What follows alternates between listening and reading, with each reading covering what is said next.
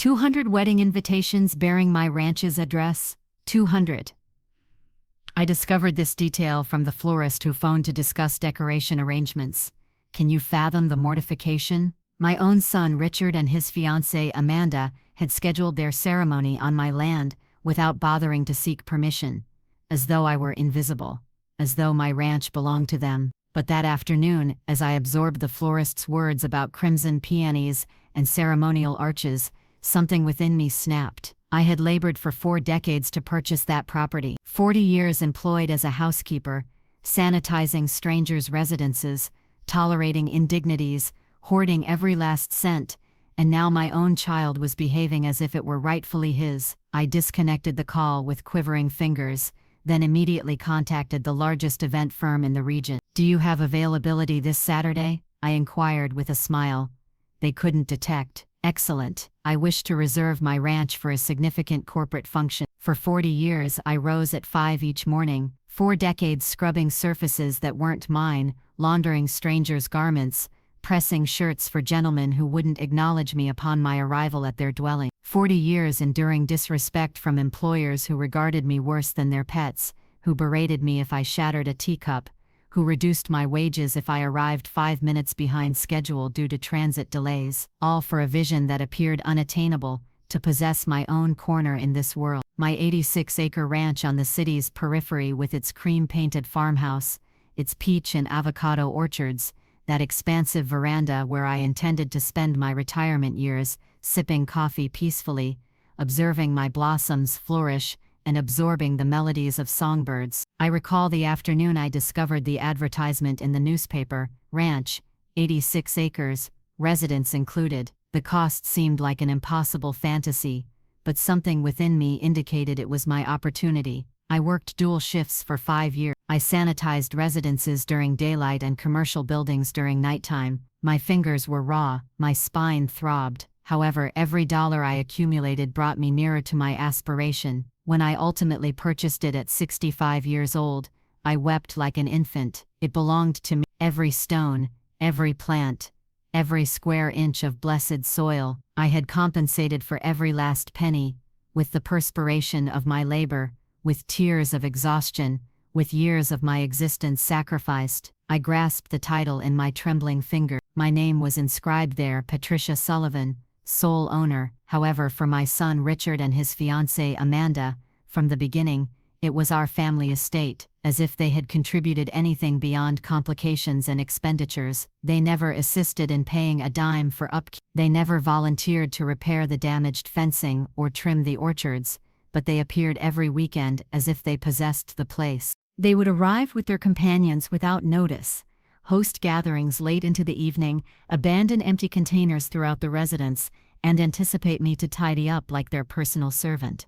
"Mom, could you prepare something to eat?" More visitors arrived than we anticipated, Amanda would tell me with that artificial smile I so despised as she collapsed onto my new hammock like she was royalty. And I, like a fool consumed by maternal affection, always complied. I prepared meals for 10-15 individuals who didn't even express gratitude. I sanitized after their gatherings, laundered their soiled dishes, collected their debris, always swallowing my dignity, believing it was a matter of familial devotion, that this was how connections were strengthened. How foolish I was all these years.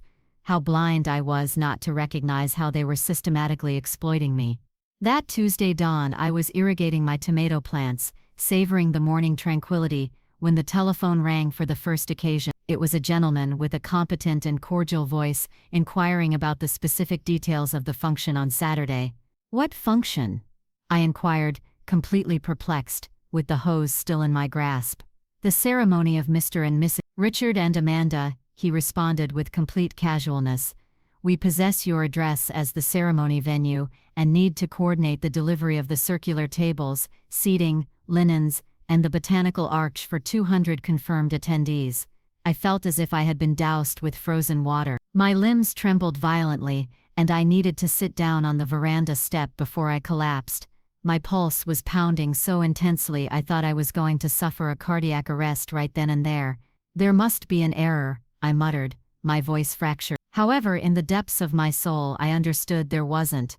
That was only the initial call of a nightmare that was just commencing. Throughout that week, the calls kept arriving like daggers, straight to the heart. The caterer inquiring about the 3-course menu they had requested, the disc jockey consulting about the audio equipment and the sentimental playlist, the photography firm confirming the times for family portraits. Everyone, absolutely everyone, had the identical information saved in their schedule. My address, my ranch, my land as the backdrop for a ceremony I didn't even know existed. With every telephone call, my heart fractured a little more, and rage grew like flames in my veins. How dare they execute this? How could they schedule the most significant day of their lives on my sacred property without consulting me? As if I were an aged piece of furniture, as if my perspective was worth absolutely nothing in this world. On Wednesday evening, when I couldn't tolerate the anguish anymore, I decided to confront my son. I phoned Richard with my fingers trembling with indignation.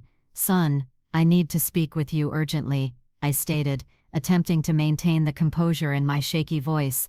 "What's the matter, Mom?" "I'm occupied at the office," he responded with that frigid, distant tone he always employed with me, as if conversing with his mother was a gigantic nuisance in his perfect afternoon. "It concerns your ceremony," I managed to state. There was an extended silence on the other end of the line, a silence that confirmed all my most terrible suspicions. "What does my ceremony have to do with you?" he finally inquired with a coldness that froze my blood. "Richard, all the vendors are contacting me. You have my ranch listed as the ceremony venue." His response completely devastated me. "Oh, Mom, I neglected to mention it to you, but don't concern yourself. It's not going to cost you anything. We're compensating for everything. We just need you to have the residence prepared on Saturday and prepare some refreshments for the family that remains after the celebration. We just need," as if it were that simple, as if my ranch were a complimentary celebration hall with a servant included. I was speechless with astonishment, the telephone attached to my ear, absorbing my own heart fracture into 1,000 fragments. 40 years of sacrifice summarized in "I neglected to mention it to you." 200 attendees. "Richard," I managed to whisper. "Mom, don't exaggerate, it'll be like 150 individuals maximum. And look on the positive side, you'll get to meet all of Amanda's family that you've never encountered." The positive side. As if it were a privilege for strangers to trample my lawn, as if it were a blessing for strangers to utilize my restrooms, as if it were a fortune for my residence to be filled with individuals who didn't even know my name. "What if I have alternative plans for that afternoon?" I inquired, my voice a thread. "What plans are you going to have, Mom? Your existence is very tranquil. Besides, this is significant for us. It's our special afternoon. Our special afternoon on my private land, without my consent, without my participation in the decision." I disconnected the call without saying farewell. The tears rolled down my wrinkled cheeks. However, they weren't tears of sadness. They were tears of a rage so profound it burned inside me like volcanic lava. They had crossed a boundary with no return. They had disrespected me in the cruelest manner possible. However, as I sat weeping in my kitchen, surrounded by the silence of my violated residence, a concept began to form in my consciousness, a concept that made me smile through the tears, a concept that was going to teach them once and for all who the genuine owner of this property was. Early Thursday, I dialed the number for Robert Mitchell, the owner of Elite Corporate Affairs, the most exclusive and expensive function planning firm in the whole region. He responded with that competent courtesy they only employ with clients who compensate.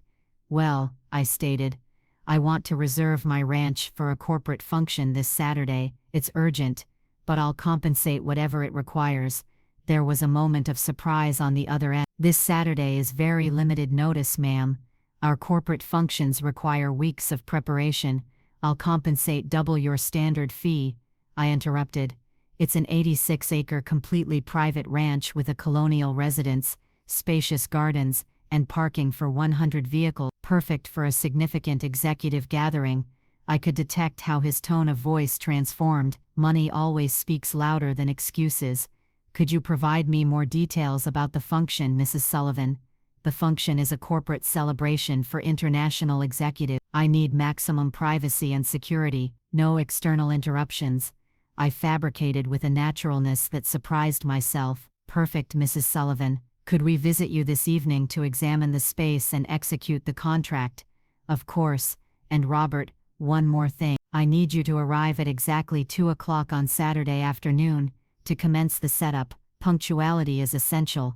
No problem at all, ma'am. It will be a pleasure to work with you. For the first occasion in years, I felt like the owner of my own destiny. They were going to learn in the most humiliating manner possible that this ranch had a name and a surname, Patricia Sullivan. I spent the remainder of the afternoon sanitizing every corner of the residence with an energy I hadn't felt in decades. I trimmed the roses in the garden, swept the veranda, polished the surfaces until they shone like mirrors. If I was going to receive Robert to display him my land, I wanted him to observe exactly how beautiful and valuable my ranch was. When Robert arrived that evening with his assistant, he couldn't conceal his admiration. "Miss Sullivan, this location is absolutely spectacular," he stated as we walked through the gardens. "How long have you resided here?" 5 years. I responded proudly. "I labored for 40 years to be able to purchase it. It's my most precious treasure." His eyes illuminated when he observed the genuine dimensions of the property, the well-maintained residence, the absolute privacy. "This is worth considerably more than you think," he commented in a low voice. "You could generate a fortune renting it for exclusive functions." A fortune. That word was engraved in my consciousness like flames. We executed the contract that same evening. $5,000 for one afternoon's rent. $5,000 that my son and daughter-in-law had never volunteered to assist me with upkeep expenditures, but which a private firm compensated without hesitation to have access to my land for a few hours.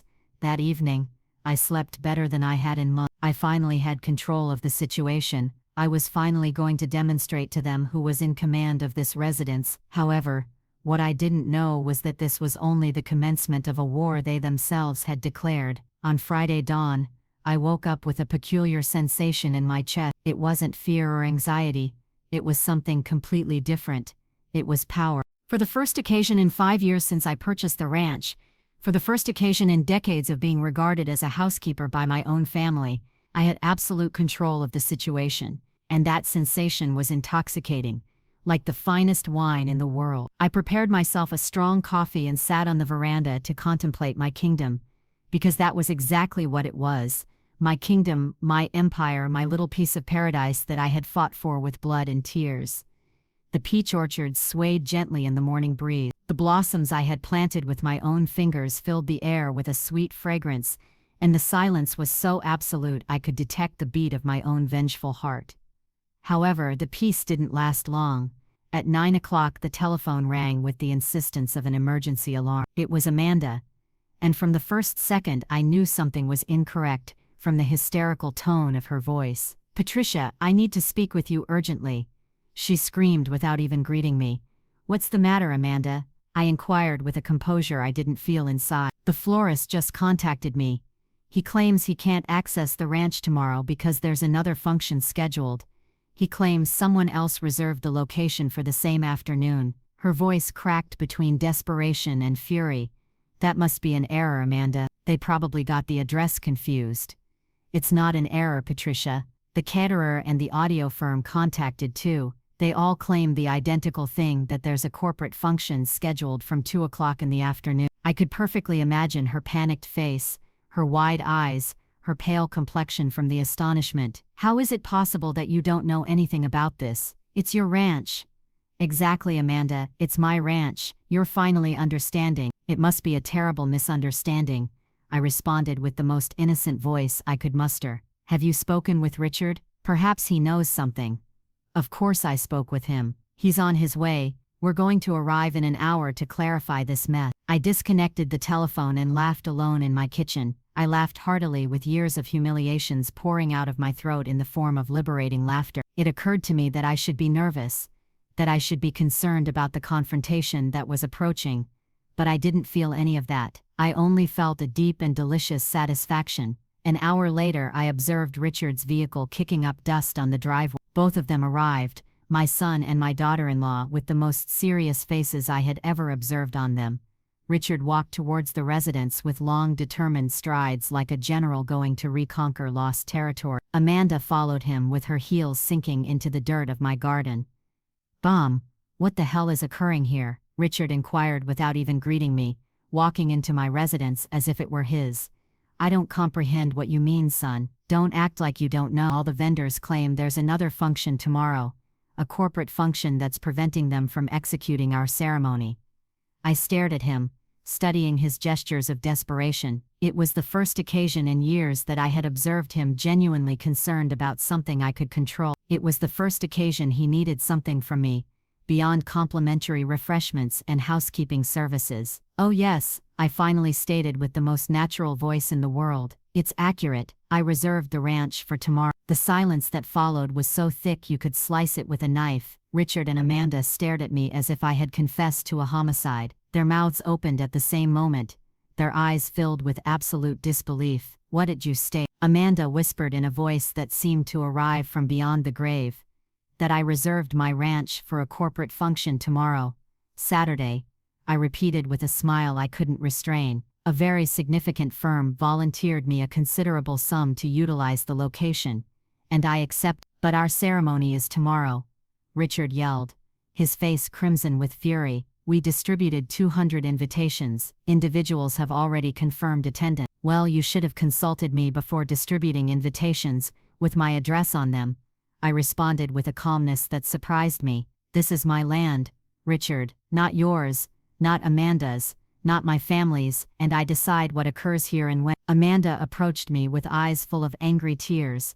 Patricia, you can't execute this to us. It's our most significant afternoon. We've been organizing this ceremony for months. We've been organizing, she claims. I repeated her words with sarcasm. And at what point in those months did it occur to you to inquire if I agreed? But you're his mother, she yelled, pointing her finger at me as if I were a criminal. A mother is supposed to support her son on his ceremony afternoon. A son is supposed to respect his mother and not utilize her land as if it were his own, I retorted, rising from the chair.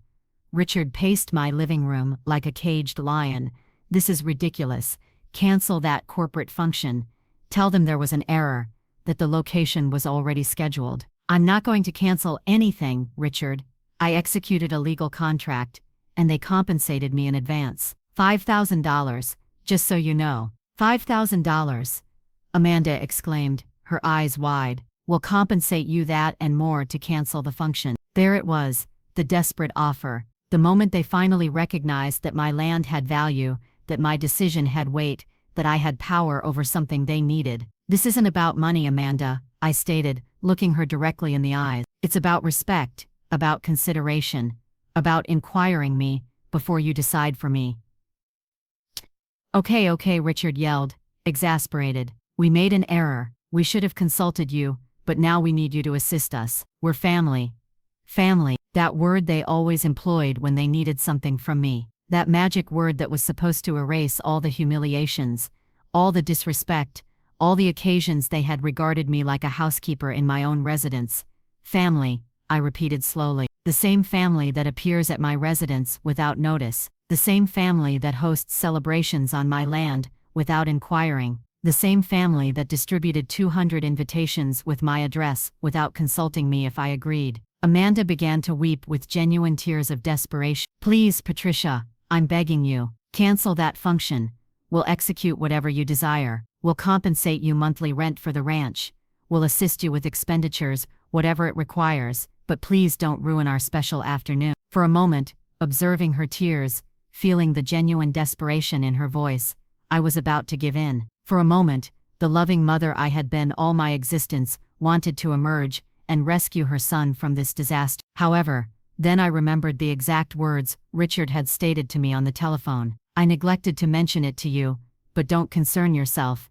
It's not going to cost you anything. As if my existence, my land, my sentiments were so insignificant they could be neglected without consequences. It's too late, I finally told them.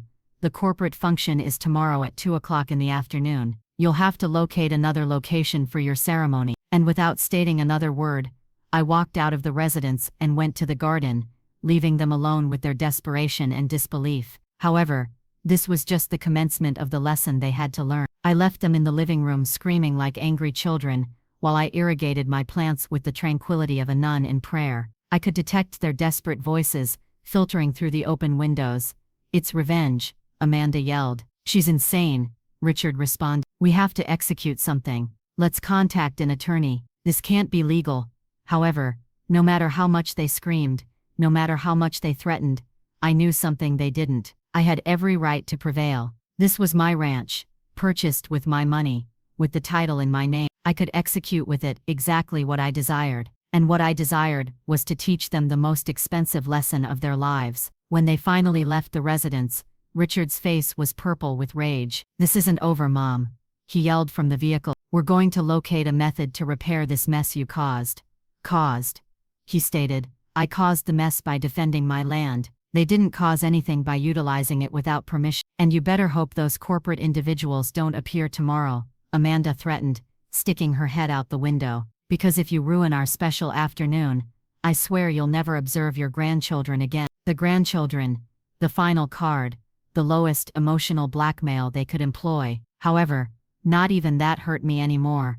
Not even that scared me. They drove away, kicking up a cloud of dust that dirtied my freshly irrigated blossom. I observed them descend the dirt road until they disappeared completely.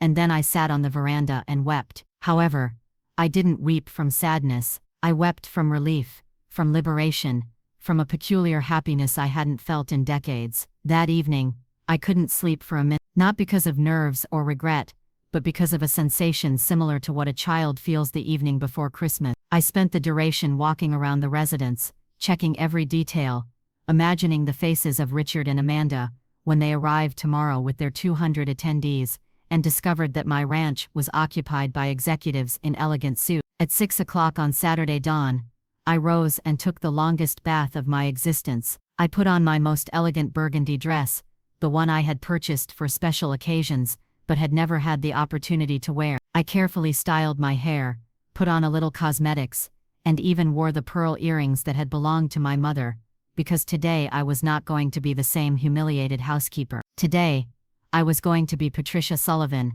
sole owner and absolute lady of these 86 acres of blessed property. At 8, the telephone rang. It was my neighbor Dorothy, concerned about the rumors that were spreading through the town like wildfire. Patricia, my dear, is it accurate you canceled Richard's ceremony? I didn't cancel anything, Dorothy. I simply reserved my ranch for another function. Oh my goodness! But don't you feel terrible for all the individuals who have already confirmed? Feel terrible? Everyone was discussing the shame I should feel. No one was discussing the shame they should have felt for utilizing my land without consulting me. They should feel terrible for disrespecting their mother, I responded with a firmness that surprised me. But everyone in town already knows about the ceremony, Patricia. Individuals purchased gifts, took the afternoon off. Some individuals even requested time off from employment to attend. Every word from Dorothy was like a dagger to my resolve because she was correct. There were innocent individuals who were going to be affected by my decision. For a moment, I hesitated. For a moment, I thought about contacting Robert and canceling the corporate function. However, then I remembered something I had neglected in the midst of all the crisis. For 5 years since I purchased the ranch, Richard and Amanda had executed the exact same thing. They had invited individuals without consulting me, had celebrations without informing me, had utilized my land as their private backyard. Dorothy, I stated with a certainty that arrived from the depths of my soul, for 5 years I've been the uninvited hostess of my son's celebration. For 5 years I've prepared meals for his companions. I've sanitized after their celebrations. I've been regarded like a housekeeper in my own residence. Today, for the first occasion, I'm going to be the owner of my own location. At 10 o'clock in the morning, the initial ceremony vendors started to arrive. The florist appeared with his truck full of cursum peonies and ivory carnation. However, when he observed the private corporate function signs that Robert had positioned early, he stood at the entrance, not knowing what to execute. I was on the veranda having my morning coffee, observing the initial act of the drama I had orchestrated unfold. The florist observed me and walked towards me with a look of total confusion. "Ma'am, I'm here for the decoration of Mr. and Mrs. Richard and Amanda's ceremony, but I observe there's another function." "Indeed," I responded with the calmest voice in the world. "Today, I have a corporate function scheduled from 2 o'clock in the afternoon. The ranch is not available for the ceremony, but ma'am, I have an executed contract. They're going to compensate me $3,000 for this decoration." $3,000 just for blossoms for a ceremony. they organized without consulting me on a ranch that wasn't theirs, with money they had never volunteered to assist me with the upkeep of the location. I'm very apologetic, but you'll have to speak with the contracting party. I didn't execute any contract for the ceremony. The caterer arrived with 2 trucks full of elegant refreshments. The audio firm arrived with giant speakers. The photographer arrived with his professional cameras. One after another, all the vendors discovered the same reality. The ranch was occupied by another function, and the ceremony would have to locate another location. At 11:30, Robert arrived with his elite corporate affairs team, 25 individuals dressed in black, moving with the precision of a symphony orchestra. In 1 hour they transformed my garden into an elegant outdoor ballroom, with circular tables, ivory linens, sophisticated centerpieces, and a stage for corporate presentations. "Mrs. Sullivan," Robert stated to me, admiring the result, "your ranch is perfect for this type of function. If you're interested, we could establish a monthly contract. We have clients who would compensate very well for a location this exclusive. A monthly contract, regular income, financial independence." For the first occasion in my existence, my ranch was not only my residence, but also my source of income. At 12 o'clock, the ceremony attendees began to arrive. Elegant vehicles, entire families dressed up, women in celebration dresses and gentlemen in dark suits, all following the directions on the invitations that led them directly to my main entrance, and I was there on my veranda, dressed like royalty, observing as each vehicle stopped, confused by the corporate function signs, observing as the families exited the vehicles and looked around without comprehending what was occurring, observing as little by little a crowd of lost attendees formed at the entrance to my ranch. Some approached me to inquire, "Excuse me, ma'am, do you know where Richard and Amanda's ceremony is?" "I'm afraid it can't be held here today," I responded courteously. "The ranch is reserved for a corporate function." The confused faces turned to surprise, then to indignation. "We received the invitation with this address. You'll have to speak with the bride and groom. I'm just the owner of the location." 50 impeccably dressed gentlemen and women in new vehicles, regarding me with the respect and courtesy that a successful businesswoman deserves. "Mrs. Sullivan, thank you so much for permitting us to utilize your beautiful land," the chief executive told me, shaking my hand with genuine admiration. And while the executives enjoyed their elegant gathering in my perfectly decorated garden, I sat on my veranda to await the moment I had been imagining all week, the moment Richard and Amanda would arrive in their ceremony attire and discover that they could no longer dispose of my existence as they pleased. At 2:30 in the afternoon, just as the executives were starting their corporate presentation in my garden, I observed a caravan of ivory vehicles decorated with silver ribbons appearing on the dirt road. My heart accelerated like a war drum. It was the ceremony party, the main vehicle with the bride and groom, followed by the groomsmen, bridesmaids, and several close family members. From my privileged veranda, I could perfectly observe the scene unfolding like a dramatic play. Richard's vehicle stopped at the main entrance, and he exited first, looking very elegant in his black tuxedo, but with a panicked look that brutally contrasted with his formal attire. Amanda exited after him, and I must admit she looked beautiful in her ivory ceremony dress, with that endless train and that veil that had cost more than I earned in 3 months when I was a housekeeper. However, her beauty completely vanished in the face of the absolute horror she had on her face when she observed the reality of my garden.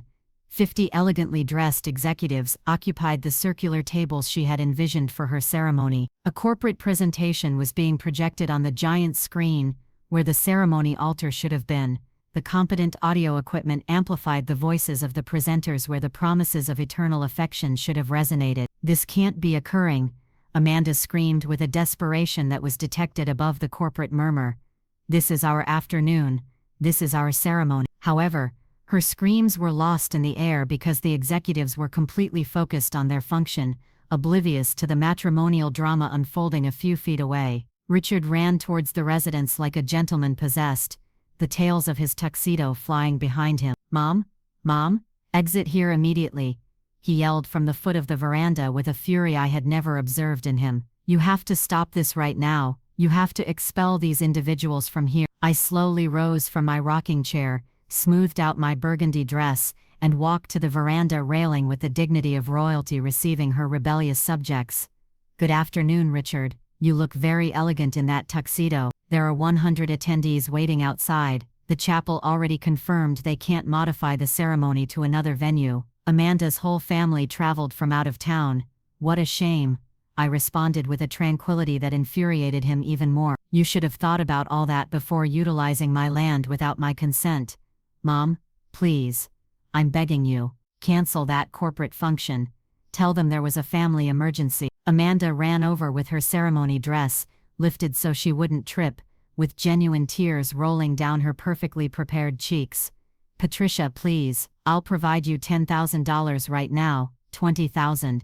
Whatever you desire, but assist us. $20,000. 4 times more than the corporate firm was compensating me. 4 times more than they had ever volunteered to assist me with the upkeep of the ranch. Money that appeared magically only when they needed me desperately. $20,000, Amanda, I repeated slowly. Where are you going to obtain $20,000 right now? From our savings for the honeymoon, from the money we had for the down payment on the new residence. I don't care, just assist us. It was fascinating to observe how the money they had never had to regard me as the owner of the residence appeared instantly when they needed me as a ceremony savior. The problem isn't the money, I told them with a firmness that surprised me. The problem is that I executed a legal contract. Those executives compensated me in advance and trusted my word. To hell with your word, Richard exploded, completely losing his composure. We're your family, we should be your priority. Family, that magic word they employed when they wanted to manipulate my sentiment, that word that was supposed to erase 40 years of ignored sacrifices. Family, I repeated with a smile I couldn't control. The same family that for 5 years has utilized my ranch as their personal backyard. The same family that has never inquired me if I agree with their plan. But this is different, Mom.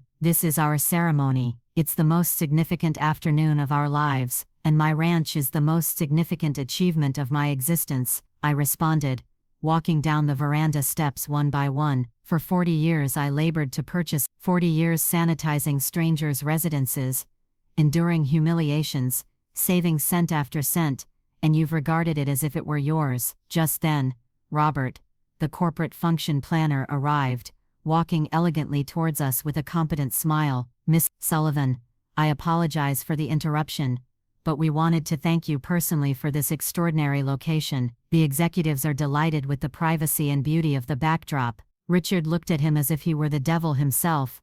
You have to exit from here immediately. This location is reserved for our ceremony. Robert looked at me confused, waiting for my explanation. Robert, this is my son and my daughter-in-law. It appears there was a misunderstanding with the dates. A misunderstanding, Amanda yelled, her voice breaking. It was no misunderstanding. She reserved the ranch knowing perfectly well that it was our ceremony afternoon. Robert frowned, commencing to comprehend the family situation unfolding in front of his competent eyes.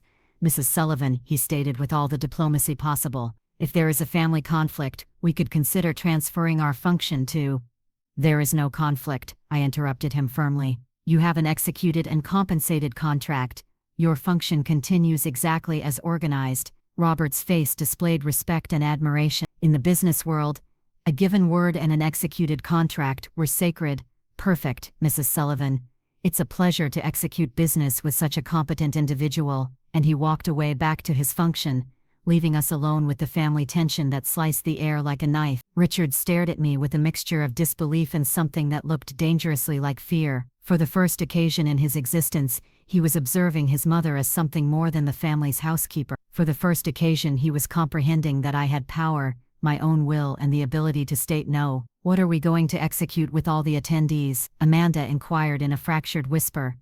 What are we going to tell them? How are we going to explain that grandmother canceled the ceremony? I didn't cancel anything, I clarified for the umpteenth occasion. You organized a ceremony on someone else's land without consulting the owner. At that moment, more attendees' vehicles began to arrive, entire families exiting confused, children dressed up running around the parking lot, grandparents with canes, wondering where the ceremony was. The chaos multiplied exponentially with every minute that passed, and I was right there in the eye of the hurricane, feeling more powerful and more in control of my destiny than I had ever felt in my 70 years of existence. However, what Richard and Amanda didn't know was that this was just the commencement of the lesson they had to learn about respect, consideration, and the consequences of treating their mother like a housekeeper. The situation became more chaotic with every passing minute. The ceremony attendees crowded at the entrance to my ranch like a confused mob, some indignant, others concerned, all without comprehending what the hell was occurring with the ceremony they had arrived to witness.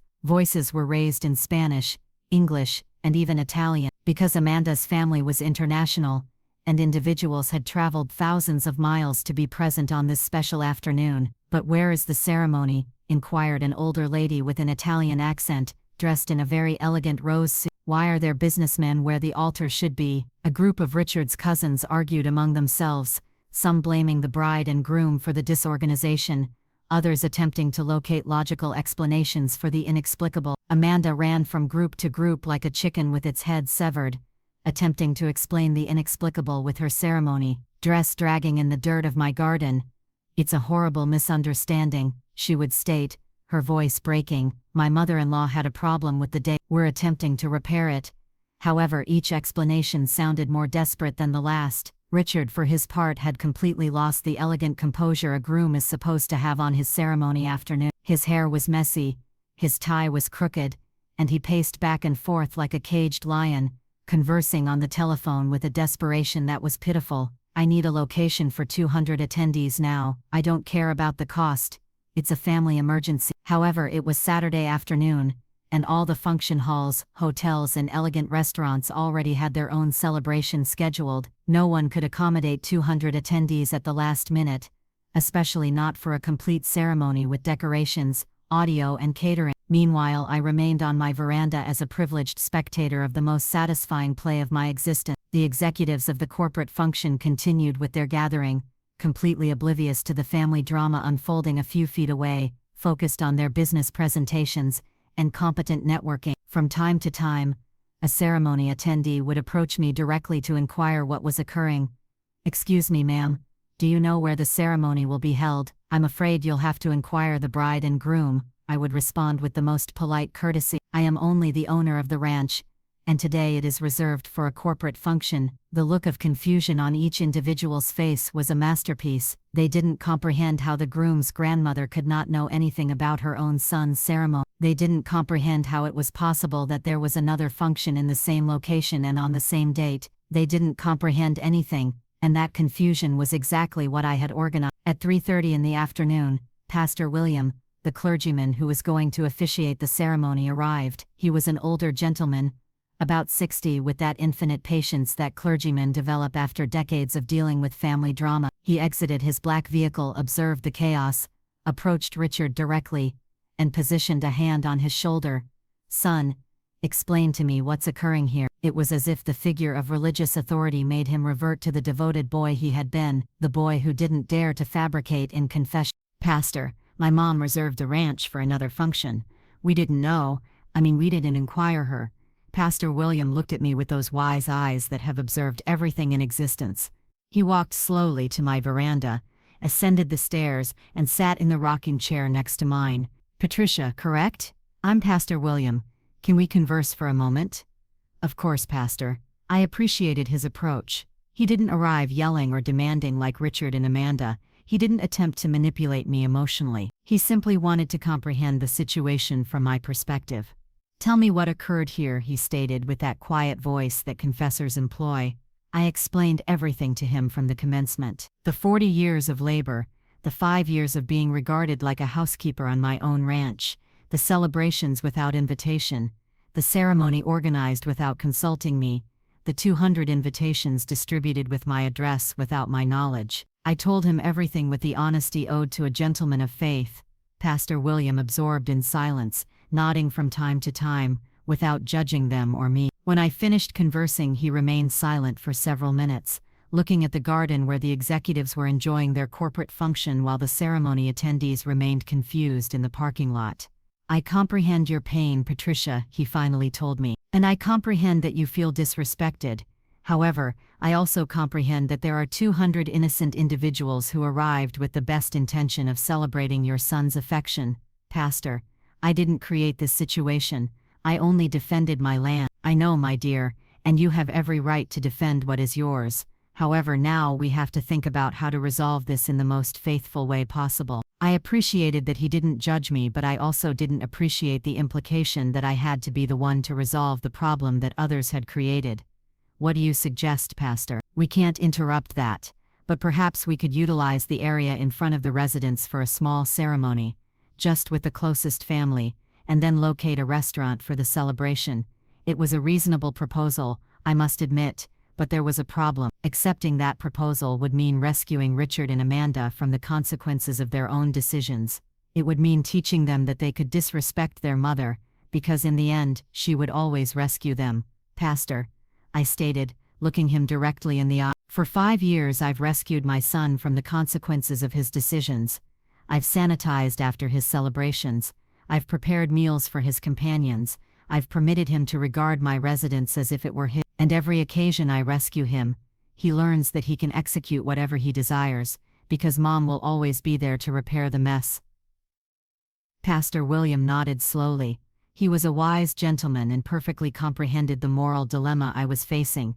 And what do you think should occur now? I think my son needs to learn that decisions have consequences, that he can't utilize other individuals' land without permission, not even if that individual is his mother. At that moment, Amanda ran towards the veranda with her ceremony dress dirty from the dirt and tears rolling down her cheeks. Pastor William, thank goodness you're here. Please assist us. Patricia has to comprehend that this is our special afternoon. The pastor looked at her with compassion, but also with that firmness that characterizes good clergymen. Amanda, my dear, before we converse about special afternoons, we need to converse about respect and consideration for others. It is accurate that you organized this ceremony without consulting Mrs. Patricia. Amanda fell silent with her mouth open, not knowing what to state, because the truth was indefensible, and she knew it. It's just that we thought she was family. We didn't think it was necessary. You didn't think it was necessary to inquire the owner if you could utilize her land, the clergyman insisted with that infinite patience that disarms more than any yelling. But we've always utilized the ranch for our celebrations. Amanda exclaimed desperately. There's never been a problem before. That's the problem, my dear, Pastor William responded. The fact that there's never been a problem doesn't mean there hasn't been a lack of respect. And at that moment, observing Amanda's face confronting the truth in front of a gentleman of faith, I knew that someone else finally comprehended my point of view. Someone else observed what I had been feeling for 5 years, being regarded like a housekeeper in my own residence. However, the lesson was just commencing. Pastor William stayed with us for a whole hour, mediating between the desperation of the bride and groom and my unshakable determination. It was like a spiritual referee in the strangest ring in the world, a 70-year-old grandmother against her own son on his ceremony afternoon. However, while we were conversing, something incredible began to occur. The executives from the corporate function began to notice the drama unfolding a few feet from their competent gathering. At first they attempted to politely ignore it, but it was impossible not to observe a bride in an ivory dress weeping uncontrollably while 200 confused attendees filled the parking lot of my ranch. Robert, the function planner, discreetly approached where we were. Mrs. Sullivan, I apologize for the interruption again, but my clients are inquiring if they can assist in any manner. They observe the family situation and feel terrible about occupying the location on such a significant afternoon. For the first occasion since all this chaos commenced, I felt a pang of something akin to regret. These elegant, competent executives were displaying more consideration for an unknown family than my own son had displayed towards me for 5 years. It's very kind of you, Robert, but you have a compensated and organized function. You shouldn't concern yourself about our family matters. Well, if you modify your mind, we'll be here until 6 o'clock this evening. After that, the location is completely available. 6 o'clock this evening. That meant they could technically have some kind of nocturnal celebration after the executives left. It was a possibility I hadn't considered, and I observed Amanda's eyes illuminate with desperate hope when she detected those words. Did you detect that, Patricia? She inquired me, her voice fractured, but hopeful. We could have the ceremony after 6. We could have a candlelit evening ceremony. It would be even more romantic. Amanda, I responded gently. The problem isn't the schedule. The problem is that you never inquired me for permission to utilize my land. Richard then approached, and for the first occasion since this whole crisis commenced, he didn't have a look of fury on his face, but of something that looked dangerously like humility. "Mom," he stated in a voice I hadn't detected since he was a child, "you're correct. We made a horrible error. We disrespected you in the worst manner possible." I remained silent, waiting to observe if there was more than a superficial apology dictated by desperation. "We should never have taken it for granted that we could utilize your ranch without inquiring. We should never have distributed invitations with your address without consulting you, and we should never have regarded you as if you were our employee instead of regarding you as the owner of the residence you are." His words sounded sincere, but I had detected apologies before. Whenever he needed something from me, Richard knew exactly what to state to soften my maternal heart. "We'll compensate you monthly rent for utilizing the ranch on weekends," he responded immediately. "We'll consult you before making any plans that involve your land, and we'll regard you with the respect you deserve as our mother and as the owner of this residence." Monthly rent, prior consultations, respect as the owner of the residence, all the things I had desired for 5 years, and which appeared magically only when they needed me desperately. "How much monthly rent?" I inquired, more out of curiosity than genuine interest. $1,000 a month, he responded without hesitation, "and we'd take care of all the upkeep expenditures, gardening, repairs, utilities whenever we're here." $12,000 a year that they had never volunteered before, that appeared as if by magic when they needed me. Amanda then approached and knelt in front of my rocking chair with her ceremony dress spread over the veranda planks like an ivory cloud. "Patricia, please, I swear to goodness, we will never disrespect you again. I swear you'll be regarded like the royalty of this residence, as you deserve to be regarded." It was a powerful image. The daughter-in-law who had regarded me like a housekeeper for 5 years, kneeling in front of me in her ceremony dress, begging for forgiveness. It was the validation I had been waiting for decades without even knowing it. However, I also knew something they did. Promises made in moments of desperation are rarely kept when the crisis passes. The $1,000 a month would become, "This month is difficult, Mom." The prior consultations would become, "We neglected to mention it to you." The respect as royalty of the residence would become, "Mom, could you prepare something to eat?" "Rise up, Amanda," I told her gently. "You don't need to kneel in front of me. You just need to respect me."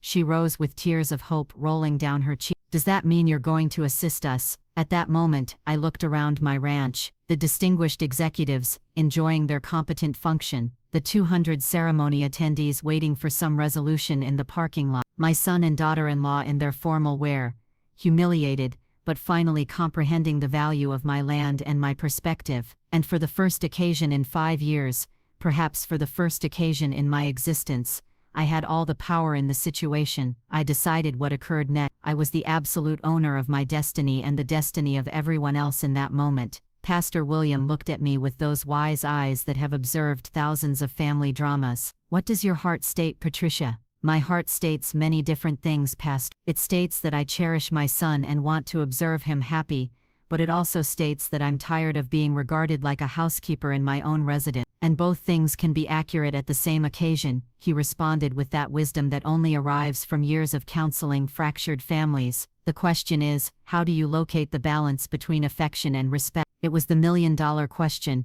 literally, because there were dollars a month waiting for my answer. There was a whole ceremony waiting for my decision. There were 200 individuals waiting to know if they were going to witness a ceremony or a family disaster. And while everyone waited for my answer, a completely new concept began to form in my consciousness, a concept that no one had considered, not even myself until that moment, a concept that would modify everything forever. The concept that formed in my consciousness was so simple and so perfect that I was surprised I hadn't thought of it before. I slowly rose from my rocking chair, walked to the edge of the veranda, and looked at everyone waiting for my decision. Richard in his wrinkled tuxedo, Amanda with her ceremony dress, dirty from the dirt, Pastor William with his infinite patience, the 200 confused attendees, and the executives who were attempting to focus on their gathering, despite the family drama. "You're correct," I finally stated in a voice that sounded stronger than I expected. "There are 200 innocent individuals who arrived with good intentions to celebrate your affection, and it's accurate that they deserve to witness a ceremony, not a family disaster." Amanda's eyes shone with renewed hope. "Does that mean you're going to assist us?" "It means I'm going to execute something better than assist you," I responded with a smile that arrived from my soul. I'm going to teach you how to organize a function the correct manner. I walked over to where Robert was, who was observing everything with the competent fascination of someone who handles function crises daily. Robert, how much duration would your clients need to finish their gathering if we volunteered them incentives to accelerate the process? Robert looked at me with genuine surprise. What kind of incentives, Mrs. Sullivan? A 50% discount on the rental and an invitation to remain and witness a very exclusive improvised ceremony. Robert's face illuminated as if he had discovered gold. Mrs. Sullivan, that would be extraordinary for my firm. A corporate function followed immediately by an intimate ceremony would be the kind of versatility that would position us on the business map. How much duration do you need? With those incentives, they could finish by 4:30. I turned to Richard and Amanda, who were looking at me without completely comprehending what I was organizing. Here's my proposal, I told them with the authority of someone who has finally taken control of their own existence. The religious ceremony will be held here on my ranch after 4:30 in the afternoon. Thank you, Mom. Thank you, Richard yelled, attempting to embrace me, but I raised my hand to stop him. I'm not finished. The ceremony will be held under my conditions, with my rules, and in the manner I deem appropriate. The silence that followed was so dense you could slice it with scissors. Everyone knew I was about to dictate terms, and no one knew if those terms would be acceptable or unacceptable. What are your conditions, Mom? Richard inquired with a mixture of gratitude and nervousness. First condition: from this moment on and forever, any function you desire to hold on my land must be consulted with me at least 1 month in advance. Second condition: you will compensate $1,000 a month in rent for the utilization of the ranch on weekends, plus all upkeep expenditures. So far, everything was in line with what they had promised in their desperation. Third condition: during today's ceremony, I will be publicly recognized as the owner and hostess of this location. Fourth condition: after the ceremony, all the attendees will know the complete story of how this ceremony was organized. I observed as Richard and Amanda's faces gradually modified from hope to concern. What do you mean by they will know the complete story? Amanda inquired in a small voice. I mean that during the toast I am going to explain exactly how we got to this situation, how 200 invitations were distributed without consulting the owner of the land, how a complete ceremony was organized without my knowledge, and how everything was almost cancelled because no one thought it was necessary to inquire me for permission. The look of absolute horror on their faces was almost comical. It was obvious they would prefer any punishment to public humiliation in front of all their family and companions. Mom, you can't execute that to us, Richard murmured. Amanda's family, our companions, everyone is going to think we're disrespectful. And weren't you? I inquired with a devastating simplicity. Weren't you disrespectful by utilizing my land without my consent? Am I not the one who should feel humiliated for being regarded like a housekeeper in my own residence? Pastor William cleared his throat. To Tricia, I comprehend your point, but public humiliation can permanently damage family relationships. Pastor, with all due respect, I responded, looking him directly in the eyes. Disrespect towards parents also permanently damages family relationships. The difference is that my humiliation has been private for 5 years, while theirs would be public for 5 minutes. It was an unassailable logic, and Pastor William knew it. He nodded slowly, acknowledging that I had a valid point. What if we accept all your conditions? Amanda inquired, her voice breaking. Including the public toast. Including the public toast. Amanda and Richard looked at each other with that silent communication that couples have when they face difficult decisions. I could observe them calculating mentally. It was better to have a ceremony with public humiliation or to have no ceremony at all. Is there no manner to negotiate the toast part? Richard inquired desperately. We could execute everything else. Compensate the rent. Always consult you. Recognize you as the hostess. But avoid the public speech. You either accept all my conditions, or you can locate another location for your ceremony. It was the moment of truth, the moment they had to decide if their pride was more significant than their ceremony, the moment they had to choose between temporary humiliation and the complete loss of their special afternoon. Amanda was the first to fracture. Tears began to roll down her cheeks as she nodded slowly. Okay, she whispered. We accept all your conditions, all of them, including the toast. Richard looked at her in surprise, then looked at me, and finally he also nodded. Okay, Mom. We accept. At that moment, I felt something I had never felt in my existence. Absolute power mixed with poetic justice. It wasn't cruel revenge. It wasn't gratuitous malice. It was simply the natural consequences of their own decisions, presented in a manner that everyone could learn the lesson. Perfect, I told them with a smile that arrived from the depths of my satisfaction. Robert, please proceed to converse with your clients about accelerating the function. Pastor William, we'll need to reorganize the ceremony for 5 o'clock in the afternoon. Richard, go inform all the attendees that the ceremony will take place, but with a modified schedule. The machinery of organization was immediately positioned into motion. Robert ran to converse with the executives, who received the information with competent enthusiasm and personal curiosity. Pastor William commenced to calculate durations for the modified ceremony. The attendees commenced to receive the information that there would be a ceremony, just later than organized, and I sat on my veranda observing as my ranch became the backdrop for a ceremony that would finally take place on my terms, with my rules and with the public recognition that this land had a name and a surname, Patricia Sullivan. However, the best part was yet to arrive, the part where all the attendees would know the complete story of how a 70-year-old grandmother taught her son and daughter-in-law that respect is not negotiable, that consideration is not optional, and that mothers also have dignity. The best part was the toast I was mentally preparing, the speech that would be remembered for decades in all future family gatherings. At 5:30 in the afternoon, my ranch was transformed into something I had never imagined. The executives had kept their word and finished their function on schedule, but most of them had stayed as special attendees, fascinated by the concept of witnessing a family ceremony after their business gathering. It was like having two functions in one, and the mix of corporate elegance with family drama created a unique atmosphere. Amanda looked beautiful despite all the stress of the afternoon. Her ceremony dress, although a little dirty from her desperate running, was still spectacular under the golden illumination of the sunset.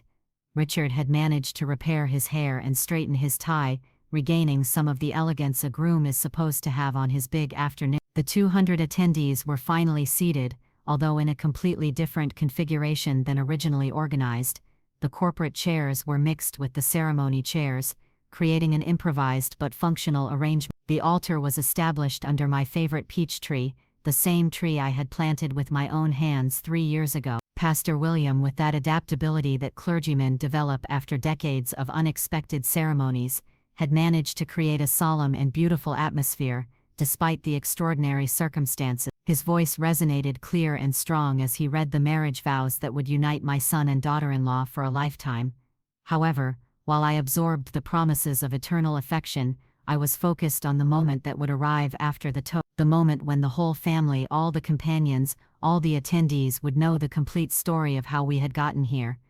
When Pastor William pronounced the final words, "You may kiss as husband and wife," the applause was deafening. 200 individuals, celebrating triumphant affection, corporate executives mingling with emotional family members, an explosion of joy that filled my garden with a wonderful energy. Robert then approached with a glass of champagne in his hand and a wireless microphone. "Miss Sullivan, it's duration for your toast as hostess." My heart commenced to beat faster. This was the moment I had been waiting for, the moment of absolute truth. I slowly rose, took the microphone with hands that no longer trembled and walked to the center where everyone could observe me perfectly. The silence gradually spread until 200 individuals were looking at me with expectation, waiting for the emotional words that the groom's mother typically states in these moments. "Good evening, everyone," I commenced with a voice that sounded stronger and more confident than it had ever sounded. "I'm Patricia Sullivan, Richard's mother and the owner of this beautiful ranch where we are celebrating today." The applause was immediate and warm. So far everything sounded completely normal. "I want to thank you all for joining us on this very special afternoon, although I must confess that I discovered there would be a ceremony here in the exact same manner you did." A murmur of confusion commenced to spread among the attendees. Some individuals looked at each other without completely comprehending what I had stated. "You observe, my son and my daughter-in-law distributed 200 invitations with my ranch's address without consulting me if I agreed to have a ceremony here." All eyes alternated between the bride and groom, who had faces crimson with shame, and me who continued to speak with unshakable serenity. I discovered on Tuesday dawn when the florist contacted to coordinate the decoration. Imagine my surprise to discover that my land had been committed for a function I didn't know existed. The corporate executives who had witnessed all the afternoon's drama commenced to smile with admiration. They recognized a businesswoman defending her right. For 40 years I labored as a housekeeper to purchase this ranch, 40 years sanitizing strangers' residences, saving cent after cent, envisioning of having a location of my own where I could exist with dignity in my golden years. My voice cracked slightly, but I continued. And for the 5 years I have resided here, I have been regarded as a housekeeper on my own land. The silence was so profound, you could detect the wind moving the leaves on the plants. No one expected this kind of speech at a ceremony, but everyone was completely captivated by the story unfolding in front of their eyes. When I discovered what had occurred, I made a decision. I reserved my ranch for a corporate function on the same afternoon as the ceremony, to teach my son and daughter-in-law that this land has an owner, and that owner is me. Several attendees commenced to nod in approval. The story was starting to make sense to everyone. However, at the end of the afternoon, family affection is stronger than hurt pride, and although it was necessary to go to this extreme to obtain the respect I deserve, here we are celebrating Richard and Amanda's affection in my residence, on my terms, with my rule. The applause that followed was different from the previous one. It was an applause of admiration, of recognition, of genuine respect for a woman who had defended her dignity. So I toast to the bride and groom, who today learned that respect for parents is not optional, that consideration for others is fundamental, and that mothers also have rights and sentiments. I raised my champagne glass, and the whole crowd did the same. To Richard and Amanda, may they commence their marriage by comprehending the value of mutual respect. The applause that followed was thunderous. 200 individuals celebrating not only a ceremony, but a life lesson masterfully imparted. The corporate executives applauded with competent admiration. The older family members nodded in approval. Even the young companions seemed to comprehend that they had witnessed something extraordinary. Richard then approached with tears in his eyes, and embraced me in front of the whole crowd. "I'm apologetic, Mom," he whispered in my ear. Apologetic it took us so long to comprehend. Amanda arrived after, her ceremony dress dirty, and her tears of shame mixed with tears of gratitude. "Thank you for saving the ceremony, despite everything, Patricia. We will never neglect this lesson." The remainder of the celebration was magical. The attendees constantly arrived up to congratulate me, not only on my son's ceremony, but on the manner I had handled the situation. "What a brave woman," Anda's Italian grandmother stated to me. "I wish more mothers had your character." That was a lesson we all needed to detect, one of Richard's uncles commented. The corporate executives integrated perfectly into the family celebration, exchanging business cards and conversing about future functions on my ranch. Robert sought me out before he departed.